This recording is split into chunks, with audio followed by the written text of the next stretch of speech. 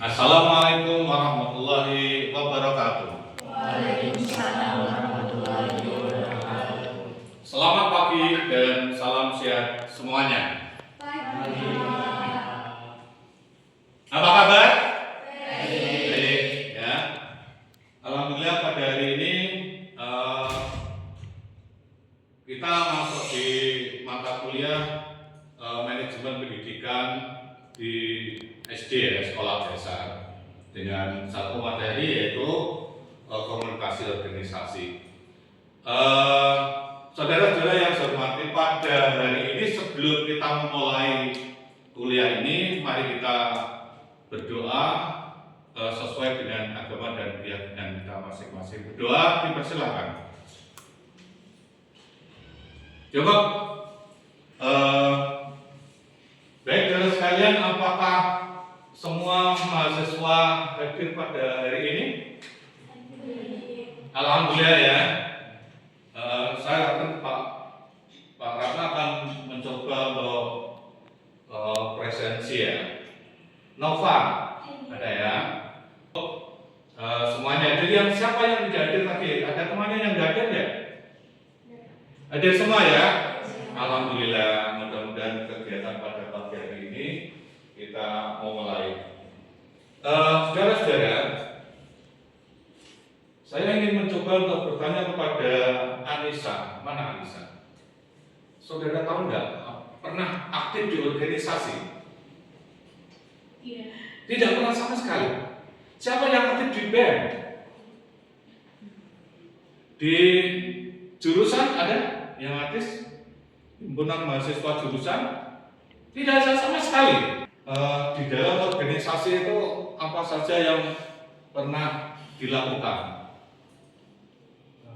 Ikut menjadi jubin pada waktu SMA, kemudian mengikuti program makalah. Ada program kegiatan sekolah ya, ada makalah, ada lagi apa? Kepramukaan. Baik saudara sekalian, tadi organisasi pada hakikatnya secara umum adalah merupakan kumpulan sekelompok orang, ya, ada sekelompok orang yang dihimpun dalam satu wadah, yang bisa BEM, bisa himpunan mahasiswa jurusan, bisa kepramukaan, bisa makalah. Ya. Untuk apa mereka itu? Mencapai tujuan bersama. Kalau pramuka tadi harus memiliki nilai-nilai atau mampu mengimplementasikan dasar dharma dan trisatya. Seperti itu ya.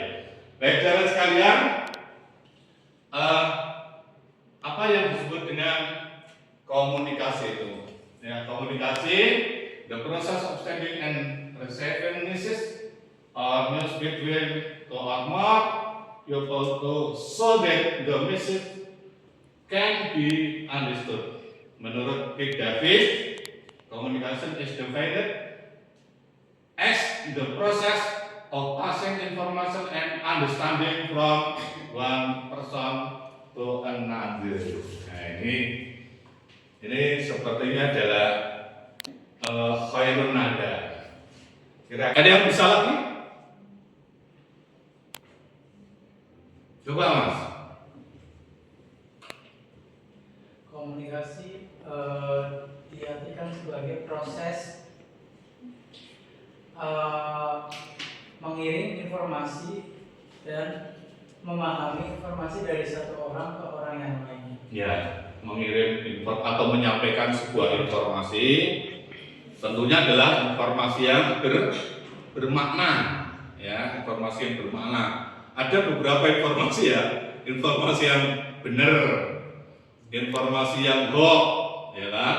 Tapi itu adalah bentuk-bentuk komunikasi. Tentunya kalau kita sebagai calon pendidik, misalnya anak-anak besok hari Senin sesuai dengan edaran kepala sekolah, kita akan mengadakan upacara bendera. Berarti kan informasinya benar, bisa dipertanggungjawabkan. Tiba-tiba pada hari Senin dengan suasana iklim yang tidak menguntungkan, langsung pagi-pagi diinformasikan.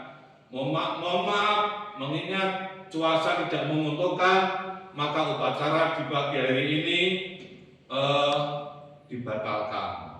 Atau upacara yang rencana kita laksanakan di lapangan dilaksanakan di dalam aula misalnya.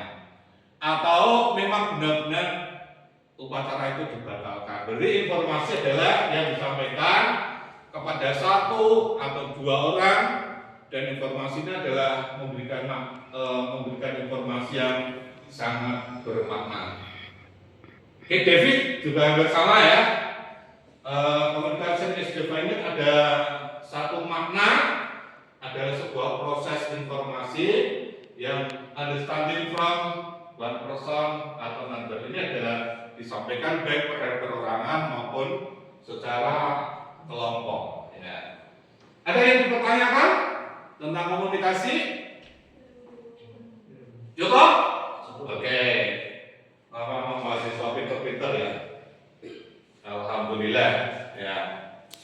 Sekarang kalau kita lihat form komunikasi atau komunikasi organisasi ada beberapa macam. Ada formal, ada digital, ada informal, ada verbal, written, dan non verbal. Ya. Asli.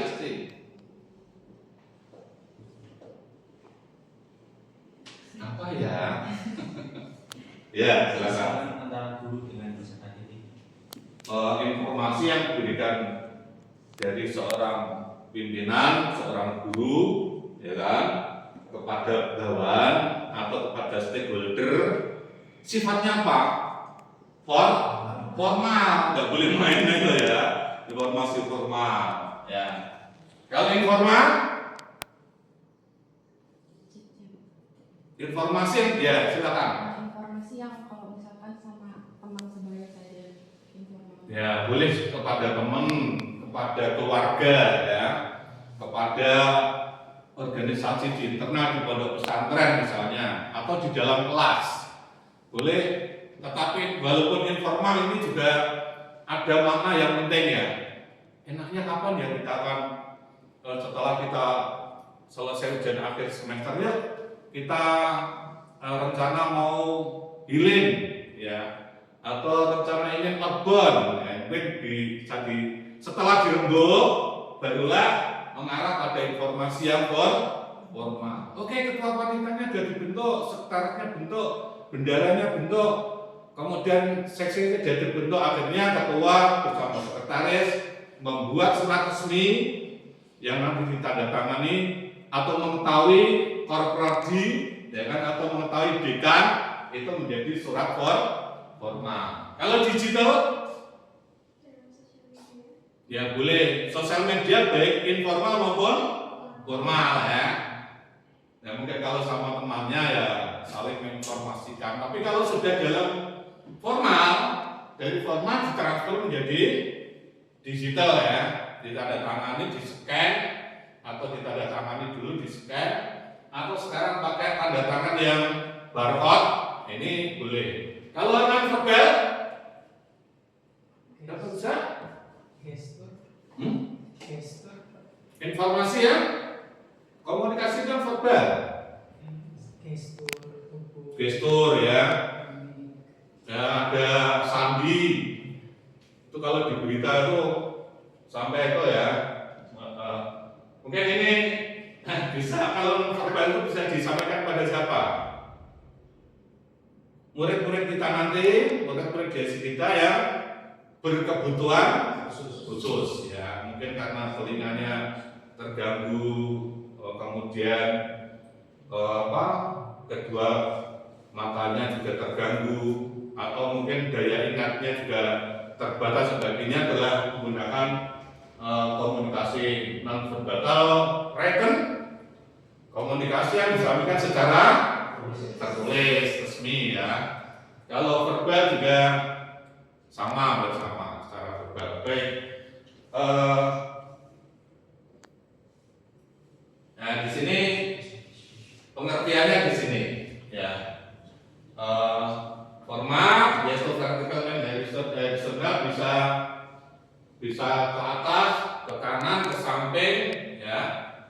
Kemudian yang informal, unofficial, contract, casual conversation, social gathering, or group chat. Nah ini misalnya satu rombel itu ada grup, diinformasikan besok perkuliahan dimulai jam 9. Tiba-tiba dosennya tidak masuk, kembali lagi. Pokoknya kalau yang justru yang paling banyak itu yang mana? Yang informal ya. Informal itu yang paling banyak. Verbal bisa face to face, discussion, meeting, bisa pertemuan dan sebagainya. Written bisa email, bisa report, bisa memos, ada visual dokumen, non-verbal, body language, facial expression. Kalau digital ada digital platform like message, ya kita bikin atau video conference. Zaman kemarin apa itu? Waktu corona ya.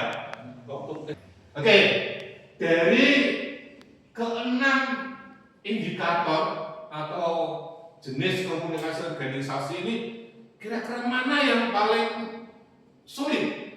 Coba, Mas siapa?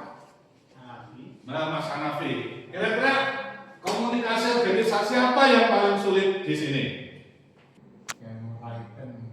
Ya, written ini ya.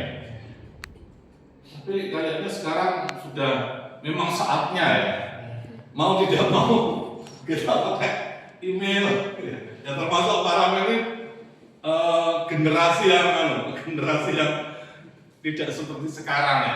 Ini kalau mengikuti proses yang digital sama written ini memang mengalami kesulitan. Nah, yang paling sederhana yang bentuknya seperti apa? Komunikasi informal ini juga sederhana.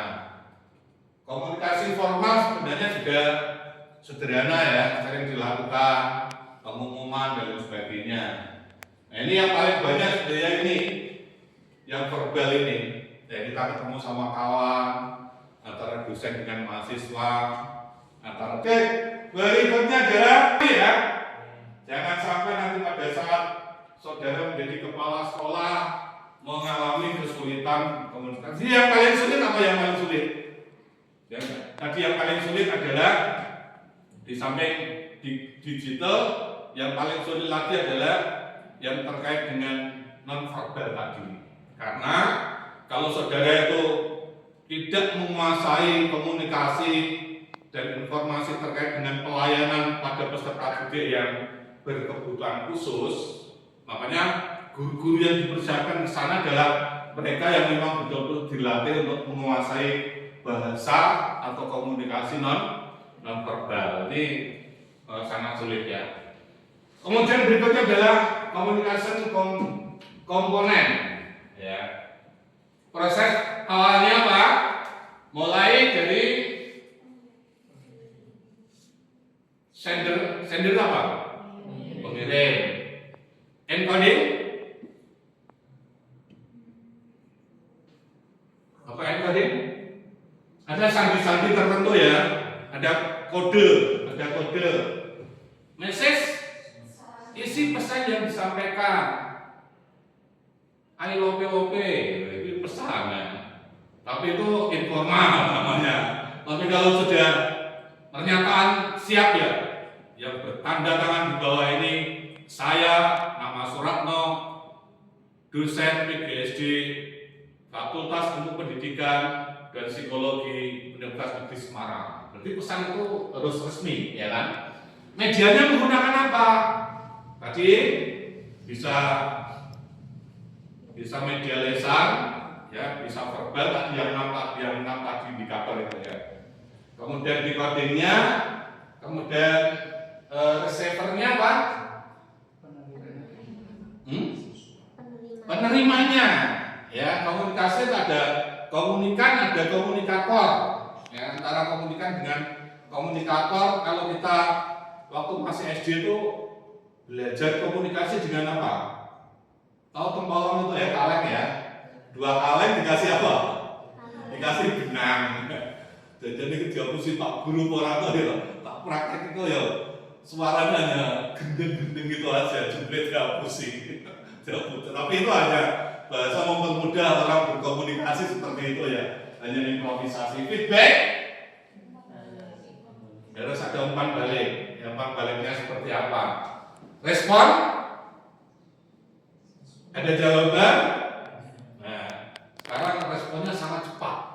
Kalau kita bermain di media itu, waduh, kalau berbuat baik itu juga followernya banyak, apalagi kalau tidak berbuat baik. Wah, ini langsung di netizen itu langsung mencecar kita ya. Apalagi kalau ada skandal apa mahasiswa A dengan B misalnya, apalagi dan sebagainya, itu harus hati-hati ya. Kalau teknologi informatika itu sangat berbahaya. Baik. Sekarang ada nggak yang mengalami kesulitan dalam proses ini ya, komponen-komponen dalam komunikasi?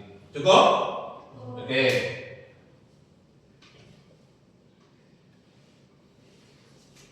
Sekarang adalah fungsi-fungsi organisasi. Oke. Ini akan Bapak bagi menjadi 3 kelompok. Ya, silakan Mbak memilih. Kelompok 1 adalah ini, kelompok 1, kelompok 2, kelompok 3. Ya, kelompok 1 tentang fungsi komunikasi organisasi adalah 1 informatif dan regulatif. Kelompok 2 adalah persuasif function, motivational function. Kelompok 3 adalah emotional expression function, integrative function, social function. Kita sepakati waktunya hanya 5 menit dari sekarang.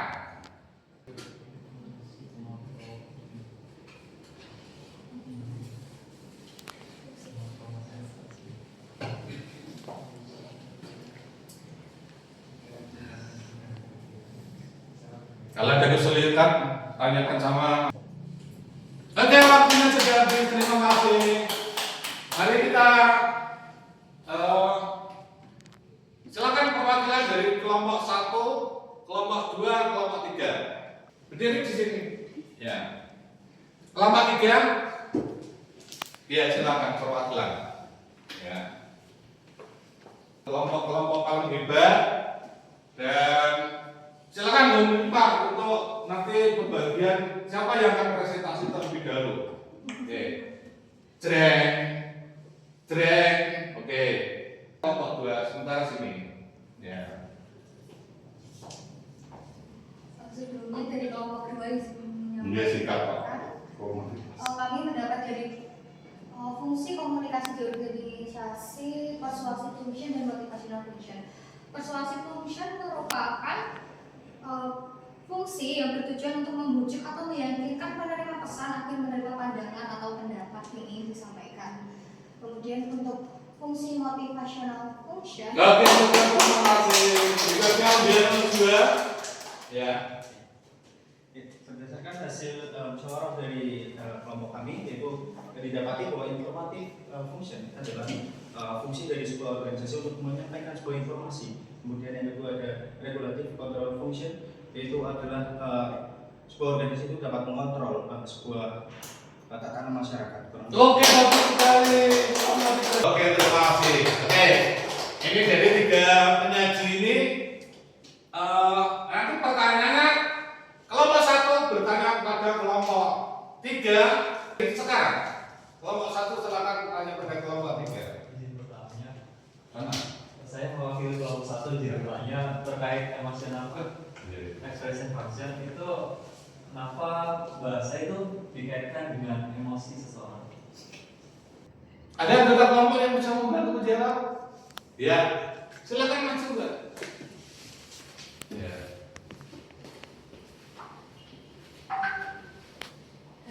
Terima kasih atas kesempatannya. Saya izin untuk menjawab. Menurut saya, kenapa bahasa dikaitkan dengan emosional? Karena bahasa itu merupakan representasi dari ide atau pikiran dari manusia. Jadi, bahasa yang disampaikan pasti juga menyampaikan emosi yang sedang dirasakan oleh Oke, bagus sekali. Baik, sekarang giliran kelompok. Sudah semuanya ya. Berikutnya adalah kelompok 2 bertanya pada kelompok 1. Ya. Oke, terima kasih. Terima kasih kita ucapkan. Apakah saudara-saudara lagi puas dengan apa yang disampaikan oleh kelompok 1, 2, 3? Oke, kita kembali ke tempat dan mengucapkan selamat juara kelompok. Ada sebagai sebuah simpulan sementara terkait dengan informatif dan regulasi, informasi fungsi-fungsi informasi yang pertama adalah bersifat informatif, yang kedua regulasi itu adalah semacam kontrol ya, pengawasan. Kemudian persuasif function ini terkait dengan bagaimana model-model pendekatan kita, termasuk bagaimana memotivasi.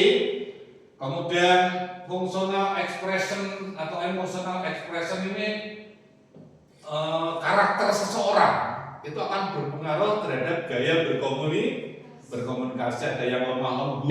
Integrative function and social function, bahwa komunikasi ini bisa berlaku secara integratif dan fungsi sosial ini memang berfungsi sosial. Misalnya seorang orator, seorang rektor, seorang dekan, ini akan berpidato secara resmi, ya, sehingga seorang guru juga bicara di depan murid-muridnya itu juga bisa berbicara resmi, bisa bicara yang tidak resmi ya. Nah, ada beberapa purpose communication organization ya. Conferring information, improving understanding, building relationship, facilitating decision making, motivating employees, coordinating activities dan solving problem. Jadi kalau kita menguasai ilmu-ilmu berkomunikasi, apalagi kalau bahasa Indonesia itu guru-guru, calon-calon guru itu ya, memahami ada mata kuliah menyimak 1, ya kan? Kok menyimak 1 apa telinga kita memang perlu diolah biasa ya? Ada menulis 1, ya, ada menulis 2, ada mata kuliah yang sangat berhubungan dengan komunikasi organisasi, dan ini sangat penting. Makanya biasanya kalau mahasiswa PGSD yang mengambil mata kuliah bahasa Indonesia, di depan peserta didiknya harus bisa mengkomunikasikan, menginformasikan dengan sebaik-baiknya. Yang terakhir adalah communication approach in organisasi. Model-model pendekatan dalam berkomunikasi, dia setelah approach use in organization including. Yang pertama adalah pendekatan komunikasi. Pendekatan komunikasi ini apa yang dimaksudkan? Antara model-model pendekatan organisasi yang bisa memberikan 3 tipe, namely the macro approach, yang kedua micro approach, dan yang ketiga individual approach. Ya, bisa bersifat keseluruhan, bisa lebih kecil lagi.